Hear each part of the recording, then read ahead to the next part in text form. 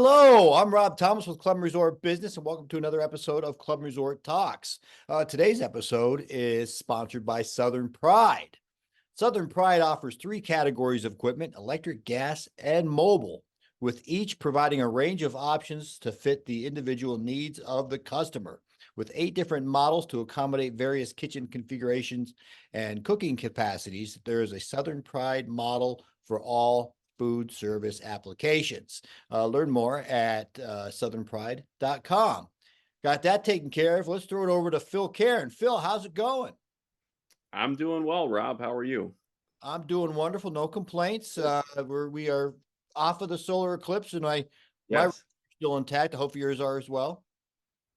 Yes, definitely. It was a great day. We for everybody watching us across the country, here in Northeast Ohio, we lucked out. It was I know going into it the night before, the weather folks were telling us it was kind of 50-50 as to whether there'd be cloud cover or not, but we lucked out in here in the greater Cleveland area and had a great look at the eclipse. And I think a lot of people enjoyed it with friends and family on Monday. Yeah, you know what? I tell you what, I didn't realize how we were lucky enough to be in the path of totality, which is incredible. And I didn't realize how lucky we are. The next path of totality is not going to come around for 20 years, and that's going to be like only a couple of states up in, I think, in North Dakota, South Dakota, and Montana or something like that. So Right. we're going to travel quite a ways to go see the next path of totality. It was a lot more impressive than I thought it was going to be. Actually, I mean, I didn't know what to expect, but after it happened, I was pretty much amazed at how cool of an event it was. Yeah, and if you want a test of coolness, my teenage son was even had an unfiltered moment there of saying how cool it was, the big moment there of totality, and then we were seeing the glow, and it was pretty remarkable to watch. It was kind of I know I had some friends via social media commenting on, words like speechless were used and, just couldn't even really put it into words. And I know what they mean. It was difficult to describe. Um, but for those who saw it, I think they understand why we say that about it because it was quite a remarkable experience. Yeah, one thing that really caught me off guard is even when it was like 90% covered, it was still bright and sunny out. It Right. looked totally normal. And then, boy, that once that last little sliver got taken care of, it was dark, and very still, um, quiet. Everybody was like, I think I heard some people shooting off fireworks. We could actually see some fireworks going off. So about that 3 minutes of totality. And then immediately after, the sky was unlike anything I'd ever seen. It was just, it was getting bright again, but it was just kind of indescribable. The colors or something. It was just bizarre. It wasn't like dusk. It wasn't like dawn. It was coming out of the totality. It was nuts. It really was. And I think up your way, you're a little, for folks that Rob's much closer to Cleveland than I am. I know where we were more in outside of the Akron area, we didn't quite get as much. I think we had about 2 minutes of totality. I know we had less amount of totality than folks in Cleveland and nearby Cleveland, but still the 2 minutes were pretty amazing to watch. And yeah, it was quite a spectacle and well worth the time and that went into it for sure. Yeah, I think we've droned on about this enough. People are probably saying, it's not that big, it's not impressive, but you weren't there. You didn't see it. So Phil, what might impress our viewers? Talk about the news a little bit. I did want to mention just very briefly that this past week I did start off our we have the Model Club program this year with Club and Resort Business, and we did have our first webinar this past week, focused on pro shops, the modern pro shop, and it was great to welcome Kristen Everard, uh, director of retail at Atlanta Athletic Club, Bud Taylor, director of golf there, and Aiden Rice, who's an assistant golf professional at the same club. They gave a terrific presentation the other day. We had a lot of um, discussion about what's new inside pro shops, how they're distinguishing themselves more, offering more for non-golfers, if you will, too. So it went really well. We had a lot of great questions and engagement from the audience. And I do want to mention to folks, I will have a story posted on clubandresortbusiness.com soon that will also include a link where viewers can register and watch the webinar on demand. And I believe if if you had already registered but didn't watch us live, you can, I think, just go straight to that link and you should be good to go to watch it. So yeah, it went very well, and we're looking forward to the next one in June. Yeah, thank you. The really cool part of our webinars is even if you're not watching live, you can still ask questions and the answers will still get back to you. So please look for Phil's article and click on that link and register. It's gonna be worth your while. Atlanta Athletic Club, their pro shop is spectacular, and they'll be able to share some insights with you. What else is going on? Well, on that, let's see, looking at news this week, actually, I'm going to jump over to, I'm going to go a little bit out of order what I was doing, because staying on the theme of, it seems appropriate. We had folks from Atlanta Athletic Club on. And since we are recording this actually during Masters Golf weekend, it seems appropriate to mention another club in Georgia. This past week, we had a story on Atlanta National Golf Club opened a renovated clubhouse. It's part of a multi-million-dollar investment at the club. The renovation started last year. The restaurant at the clubhouse, Pete's, was completely overhauled. Has a new atmosphere there, new design on its menu and everything as well. A golf performance center was built inside the clubhouse. Definitely a very 21st century kind of element going on there. There's also a simulator lounge there, which, as I understand it, is named Squires, which is a nod to the Gene Sarazen statue that can be found in front of the clubhouse. So there's two simulator bays there set up, and they also have an upgraded pro shop with new design elements, sleek design elements, but also remaining true to original clubhouse of Atlanta National Golf Club. So it looks like a great project that happened down there at that club. I could be wrong. Wasn't Gene Sarazen the man who hit the shot heard around the world? I believe it was a double eagle at Augusta National during the Masters many Yes. years ago. So there's a plaque on one of the bridges. It's 13 or 15. I don't know. I Or not. forget. Yeah, one of those two par fives on the back Mhm. nine. My Masters trivia is a little rusty right now. Considering it's on at the moment, I should know, but yeah, very good. A lot of pictures on that article. So if you go to Mhm. clubandresortbusiness.com, click on the Atlanta National article, I think there's 4 different pictures of the dining, of the golf performance center, the pro shop. So lots of stuff to look at there. Yeah, absolutely. And I think it's great. I think I'm reminded of it today as since our eclipse day, unfortunately, our weather here in Northeast Ohio was not very good. We've had a lot of rainy days.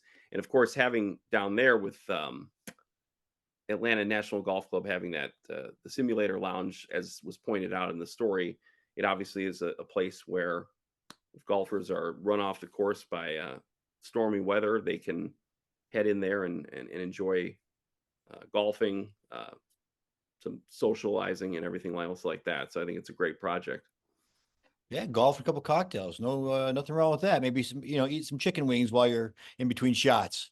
Yeah, absolutely. Sounds great. Love it. So, looking, actually moving just staying down south, another project, which actually in this case is starting, Fripp Island Golf and Beach Resort in South Carolina. They are starting up a multi-million-dollar renovation for their Ocean Point golf course. It's been designed by George Cobb. And as I understand it, the resort has contracted with the Dye Designs Group to oversee the project. That is, people listening to our podcast probably recognize the name Dye, I'm sure. That's the uh, great distinguished golf course architect, the late Pete Dye. And as I understand it, that is his niece, Cynthia Dye, following in the footsteps of her late uncle, working in this project. And so the project itself, uh, bunkers are going to be reshaped. Bunkers will be reconstructed on all 18 holes. Cement cart paths will be replaced with a crushed limestone that will tie in nicely to the natural elements of the area. That's something I've noticed too with golf course projects. They're trying to do more with um, tying in with the natural landscape that's already there, trying to kind of, I don't know, be at one with the environment there a little bit more. So that looks like that's going to be a terrific project as well, happening down there. And of course, as I mentioned, yes, it's It's from Dye Designs Group, led by Cynthia Dye, who's following the footsteps of her late uncle Pete Dye. So looks like a terrific project, and I'm sure folks down there will be pleased with it. I had a one-on-one interview with Cynthia Dye years and years ago, getting to know Cynthia Dye, and she does take an awful lot of pointers from. She's learned a lot from her uncle. She implements a lot of that in her work, but has her own style. Certainly, she is an accomplished designer in her own right, so she doesn't have to just ride the coattails of her uncle. But she's doing a fantastic job. So, Phil, if I'm keeping track, that's 2 articles you've talked about, and neither one in Florida. That might be a record. Can you keep it going? Let's see. Oh, I have one more to talk about, and let me see here. Yes, that's right. I will keep it going with not a story that's not about Florida. How about that? um, so in actually, we're still staying down south, just to the north of South Carolina. In North Carolina, Top Golf, and we've talked a lot about Top Golf on here. They're opening a venue in Durham, North Carolina, April 12th. Is actually the day we're recording this. It's going to have 102 outdoor climate controlled hitting bays over 3 levels. They're looking, this is, as I understand it, this is the 3rd Top Golf venue in North Carolina. They actually have 2 locations in Charlotte. And on a national scale, it's going to be the 89th in, I'm sorry, the 89th in the United States and the 99th on a global scale. So it's terrific. Of course, we have a Top Golf that's outside of Cleveland, just a little outside of Cleveland. There's also a Big Shots Golf that's close to me here in Akron, which is actually going to become a Top Golf. Top Golf did purchase them. So it looks like a great setup there. I know the mayor of Durham, North Carolina is excited about it as well, because it is, I didn't mention that, it's going to expect to generate about 500 jobs at the site as well. So looking forward to that. Looking forward to more Golfertainment continuing down there in North Carolina. Hey, nice segue. That's a double segue because just down the street from Durham, we have our colleagues at QSR and FSR magazines. Danny Klein is the editorial director, and he and I, after we get done with our section here, we're going to talk a little bit about Topgolf, and we call it Golfertainment. They call it Eatertainment. I mean, that kind of fits in line with axe throwing. There was an old darts place. Anything that has fun and excitement built around Chuck E. Cheese, or I don't know how fun Chuck E. Cheese is for you and I, but Dave and Buster's, that's a little bit Yes, more fun. that's right. So Eatertainment. But he and I talked about the kind of like the confluence of golf, food, and entertainment.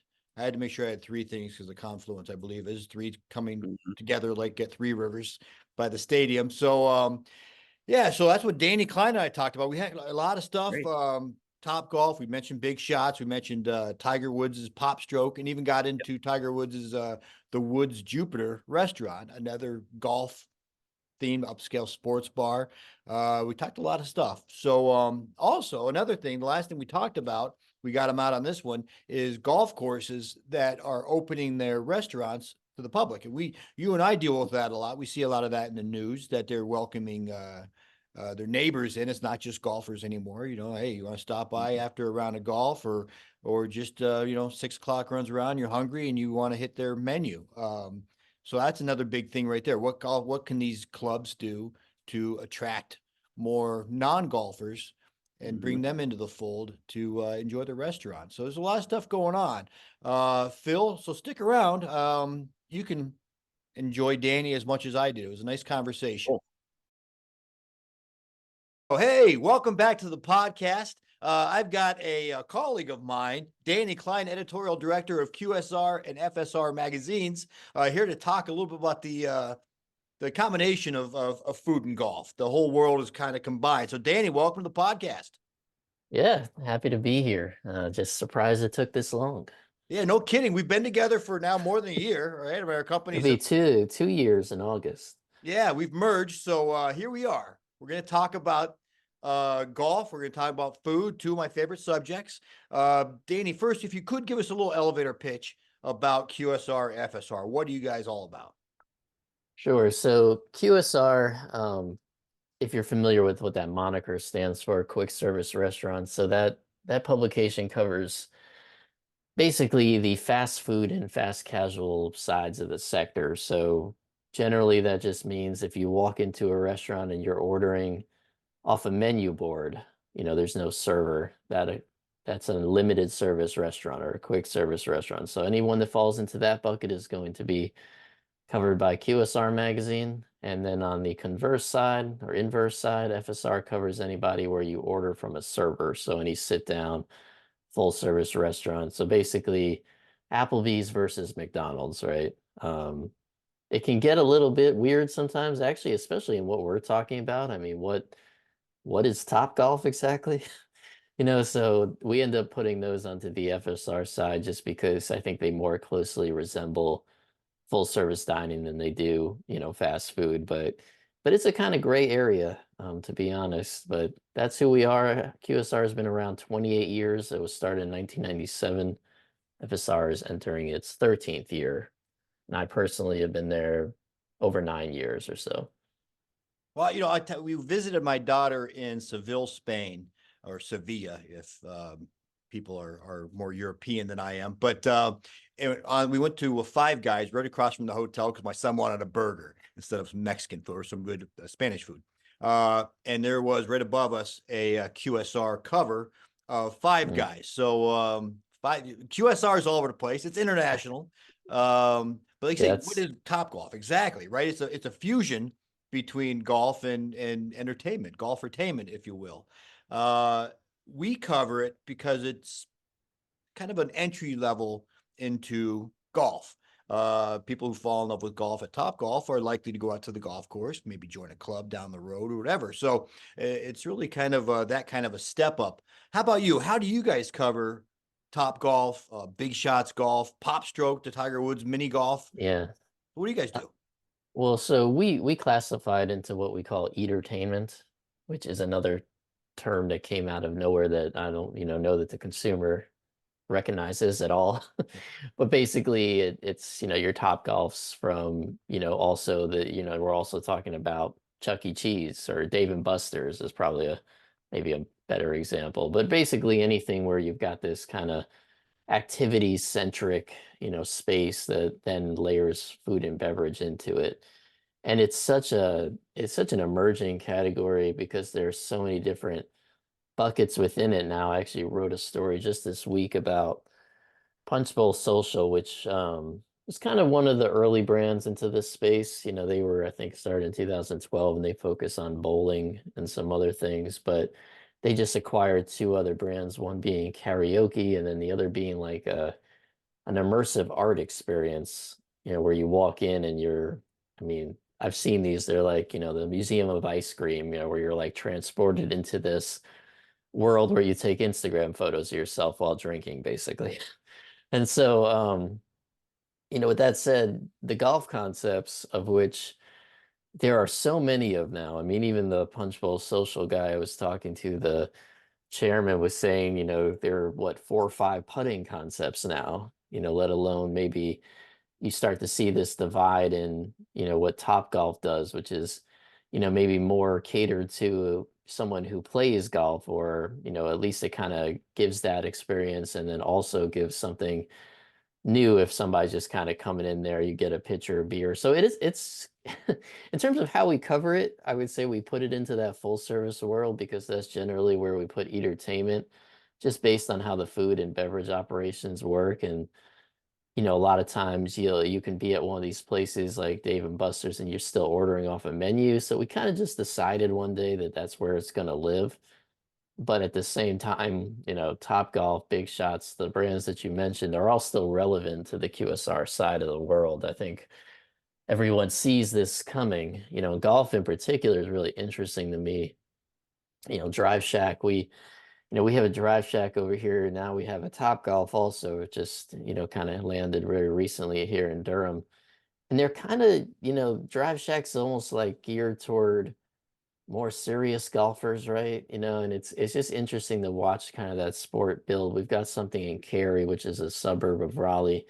That's one of the indoor concepts, you know, where you've got like different bays, you know, where you're hitting into simulators. So, I mean, it's a rapidly diverging category at the moment, with kind of golf in the middle of it.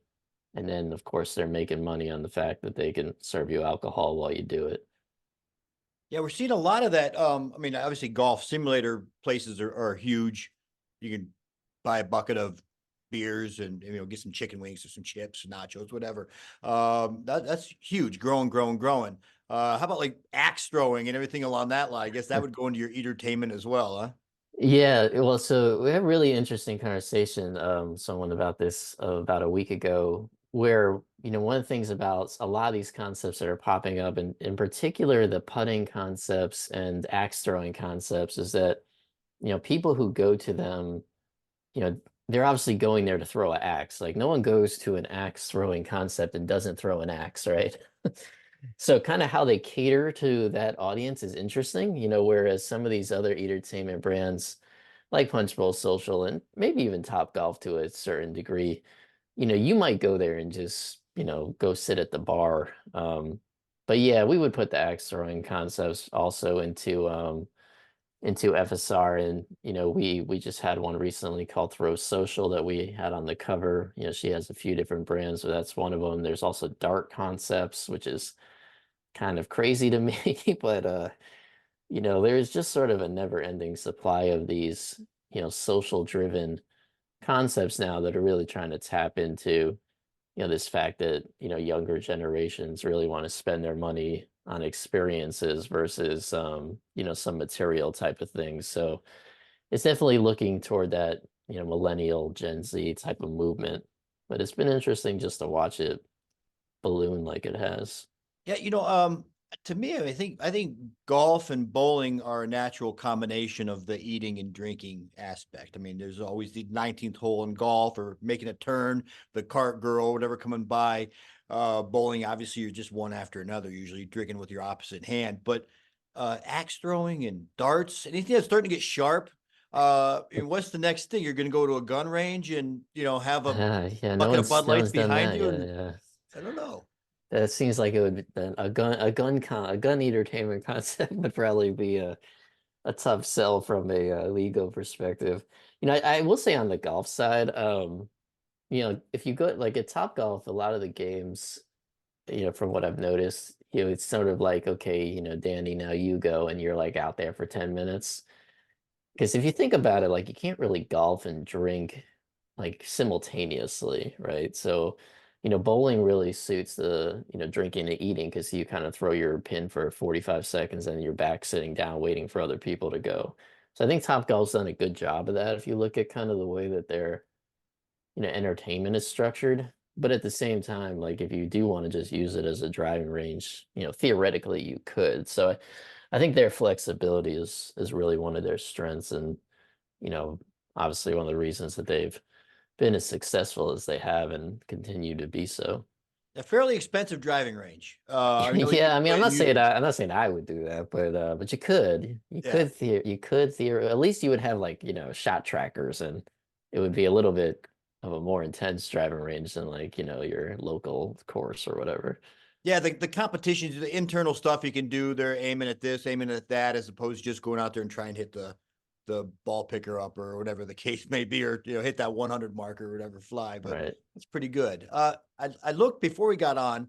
I looked on FSR website, and you can pitch the website anytime you want. But the Woods Jupiter. So you had covered it, talking about I mean, Tigers upscale bar, I guess, food down in Jupiter, Florida. Have you guys anything else similar with not only golfers? I don't know if there's any other golfer out there. John Daly's got a connection to Hooters and stuff, but any Yeah, other yes, he similar does. concepts you're seeing athletes are putting their name on restaurants? Yeah, I mean in the puttery, right? That's isn't that, I believe that's Rory's thing, right? I have to Google that. And what's always interesting about these is that all these golf concepts are coming from top golf executives. They're like former Topgolf executive launches Putt Shack or whatever it might be. I think I'm trying to Google if Rory is involved with that. I think he is. Yeah.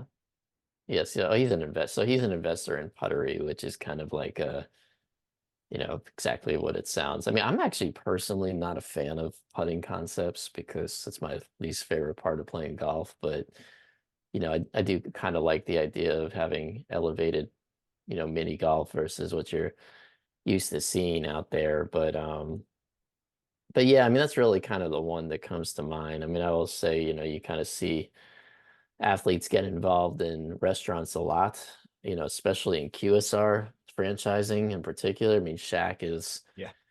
maybe one of the best examples of this. He was on the Papa John's board in the past. He owned Krispy Kremes. He owns Papa John's. He's got one in Atlanta that's, branded for him. But you see athletes a lot of times getting just kind of in the backdrop of, investing in different brands. But yeah, in terms of in this space, it's really kind of the only one that comes to mind. I can't think of another one off the top of my head.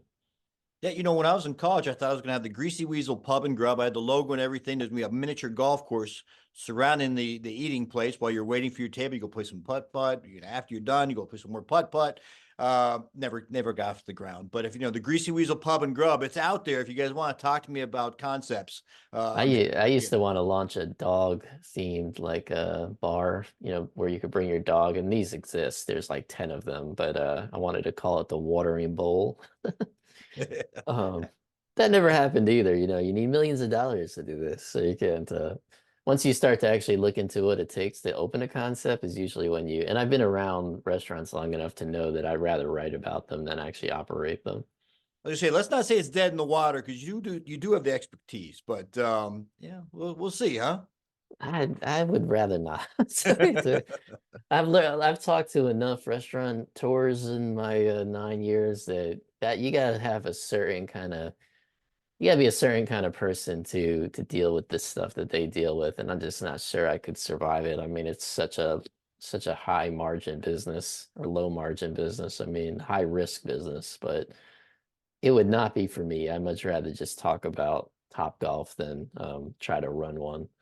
Yeah.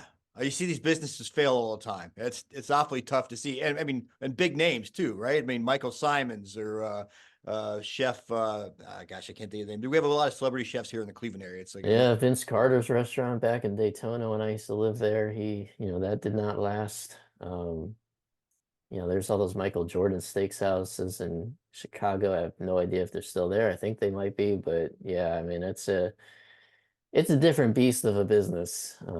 You can only attach your name to it so much compared to some other things in the world. yeah, Bernie Kosar, I mean, a Cleveland legend, had a steakhouse here up in the area, and I don't think that's around anymore. So I Oh, mean, yeah, Bernie Don Kosar can't survive. Shula. Yeah, Don Shula's steakhouse down in Florida. That's kind of gone through a lot of life cycles. Yeah, I mean, there's a lot. I mean, there's a lot of examples of this, and I think the celebrity restaurant in general gets a bad rap a lot of times from consumers. They don't take it all that serious, and I also think the era of the celebrity chef, which was really big probably 6 years ago, when Food Network was kind of everywhere. I don't think that that's as much, that is just not as prominent as it used to be. I don't know that consumers are gravitating toward that kind of thing right now. And it's reflected in the marketplace for sure. I had a good burger down at Guy Fieri's in Tennessee, so I'm not, it's not poo-poo on all the celebrity chefs. No, yeah, he's got a chicken concept that's supposed to be pretty good. Yeah, I've never had it. And Shaq's Big Chicken, because yeah, he launched it. I didn't mention that he launched his own fast casual that's been growing really rapidly, and he was really really smart about it, which I guess goes to show you his acumen in the industry, which is that yeah, it had his name, Big Chicken, but he put together a team full of really really well versed industry people who are growing it now, and he's sort of involved in in helping push it forward, and you see his influence in places, but he was very smart in how he set that up. So supposedly really good food. Again, haven't been there either. But I think I Shaq has would if I surrounded could himself with visit. some smart people. So whatever he's doing in life is doing it well. Oh yeah, he's a really good businessman in general. if you start to dig into kind of his history in that, in food in particular, he really does know what he's doing. Hey, I'm going to get you out on this one, Danny. I don't want to take up too much of your time, but with your knowledge of the food service industry, a lot of golf courses are opening up their restaurants to the public, inviting them in. Come on, you don't have to play golf. Come on in. We're having dinner at, we serve lunch, we serve dinner, we serve drinks, we have live entertainment at, on the weekends, whatever the case may be. What are some things you can advise these golf courses that are, that, what they're doing, maybe they're doing wrong, maybe what they can be doing right to bring in the outside non-golfers to eat at their restaurants, their golf courses? Yeah, not a hard question.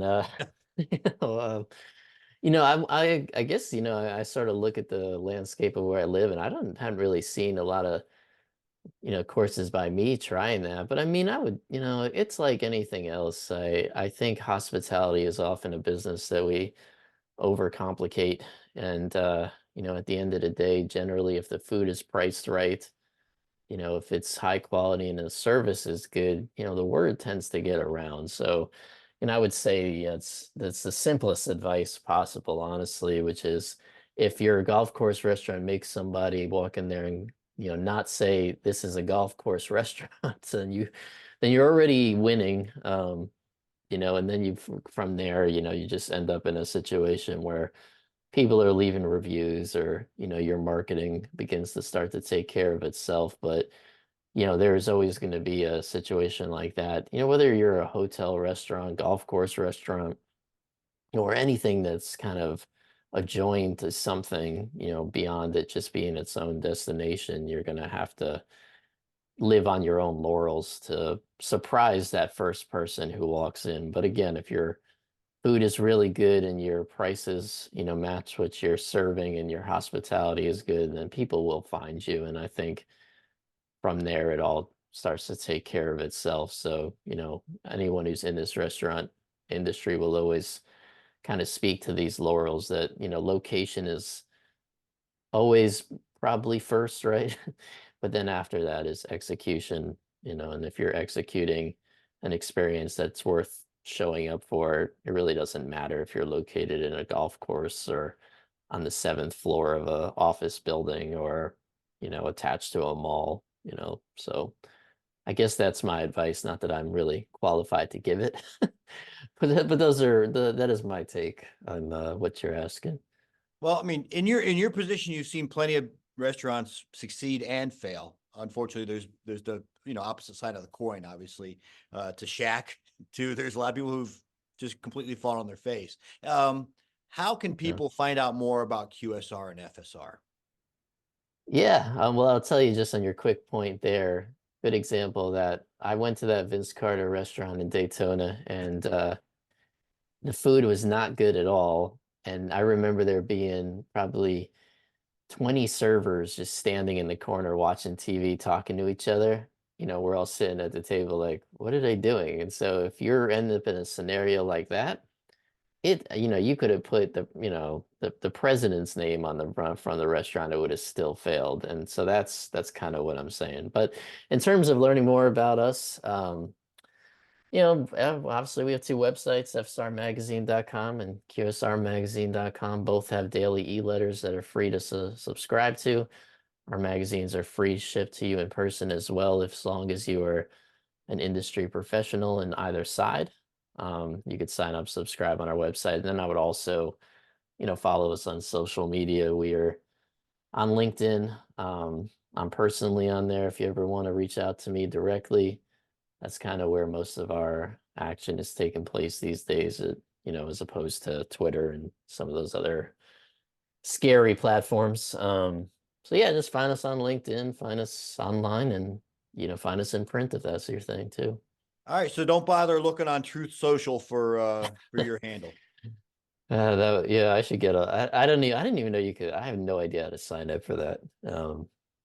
I'm not even knocking it. I've never even tried. I'm not on Threads either. All right.